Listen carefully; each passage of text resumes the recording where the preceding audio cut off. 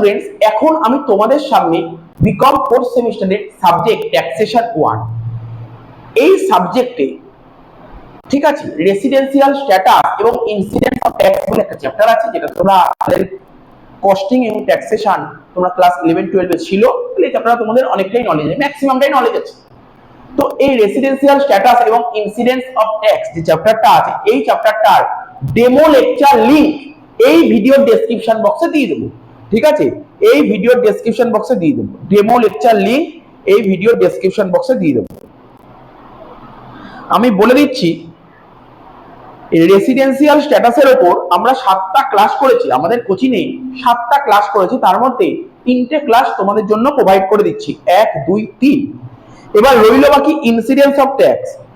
এবার আমরা incidence of tax আমাদের কোচিংয়ে কটা ক্লাস করেছি? ইনসিডেন্স অফ ট্যাক্স আমাদের কোচিংয়ে টোটাল 3টে ক্লাস করেছি, তার মধ্যে প্রথম লেকচারটা তোমাদের জন্য আপলোড করে দেবো। তবে একটা কথা, ওখানে ইনসিডেন্স অফ ট্যাক্স যখন দেখবে ওখানে নোটস করা আছে, বলছে কোন কোন ইনকাম এক্সেম্পটেড, এরকম লেখা ছিল, লাস্টের দিকে একদম লেখা আছে কোন কোন ইনকাম এক্সেম্পটেড।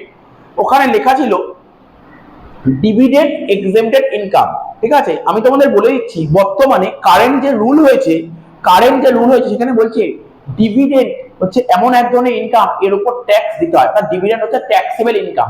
আগে এক্সেম্পটেড ছিল, বর্তমানে ট্যাক্সেবল হয়েছে। আর একটা ছিল ওখানে মিউচুয়াল ফান্ড বা ইউনিট ট্রাস্ট থেকেও ইনকাম হচ্ছে, আগে এইগুলো এক্সেম্পটেড ছিল কিন্তু বর্তমানে ট্যাক্সেবল হয়েছে, এটা মাথায় রাখবে। এটাই বলার ছিল। তাহলে রেসিডেন্সিয়াল স্ট্যাটাস এবং ইনসিডেন্স অফ ট্যাক্স এই দুটো যে ভিডিও, ঠিক আছে, এই দুটো যে চ্যাপ্টার, এই দুটো চ্যাপ্টারের উপর, দুটো চ্যাপ্টার না, দুটো মিলিয়ে একটা চ্যাপ্টার, এর যে ভিডিও লিংকটা ভিডিও ডেসক্রিপশন বক্সে দিয়ে দেবো।